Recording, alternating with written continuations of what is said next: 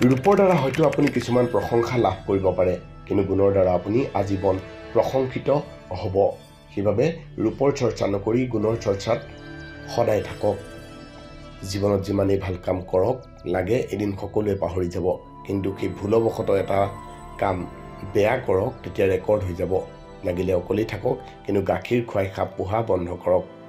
খং আৰু ধুমুহা দুয়োটা একেই। কিমান ক্ষতি হৈছে সেয়া ঠাণ্ডা হোৱাৰ পিছতহে বুজা যায়। মুখত যাৰ মিঠা কথা তেওঁই পিঠিত চুৰি মাৰে। অসৎ সংগত থকাতকৈ অকলে থকাই ভাল। টকাৰ ঋণ পৰিশোধ কৰিব পাৰি, কিন্তু দুঃসময়ত যি কাষত থাকে তেওঁৰ ঋণ কেতিয়াও পৰিশোধ কৰিব নোৱাৰি।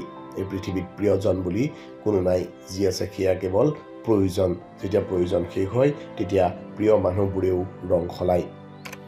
খঙক মনত ঠাই দিলে সম্পৰ্ক নষ্ট হয়। অভিমান মনত পুহি ৰাখিলে দূৰত্ব বৃদ্ধি হয়। কিন্তু সকলো ভুল ক্ষমা কৰি দিলে প্ৰতিটো সম্পৰ্ক স্থায়ী হয়। ভালপোৱাখিনি বুজাবলৈ বহু কিবা কিবি কৰাৰ প্ৰমাণ দিয়াৰ কোনো প্ৰয়োজন নাই।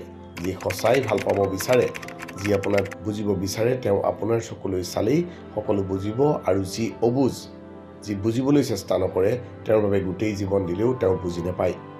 মানুহ হ'বলৈ হ'লে মনুষ্যত্ব থকাটো দৰকাৰ। চালাকটো শিয়ালো হয়। মা দেউতাই দিয়া শিক্ষাই প্ৰকৃত শিক্ষা। স্কুল কলেজত আমি কেৱল ডিগ্ৰীৰ শিক্ষাহে লাভ কৰোঁ। মানুহেই এনে এক প্ৰাণী যাক বিশ্বাস বা অবিশ্বাস কোনোটোৱেই কৰিব নোৱাৰে। বিশ্বাস কৰিলে প্ৰতাৰিত হ'ব আৰু অবিশ্বাস কৰিলে হেৰুৱাব লাগিব। নিশা হ'লে আন্ধাৰত যিজনে অকলে দুখত ভাঙি যায়, সেইজনেই মনৰ সকলো ব্যথা লুকুৱাই দিনৰ পোহৰত আনক হহুৱায়। আনৰ দৃষ্টিত বেয়া হ'বলৈ বেয়া কাম কৰাৰ প্ৰয়োজন নাই। উচিত কথা ক'লেই আপুনি মানুহৰ চকুত বেয়া হৈ পৰিব।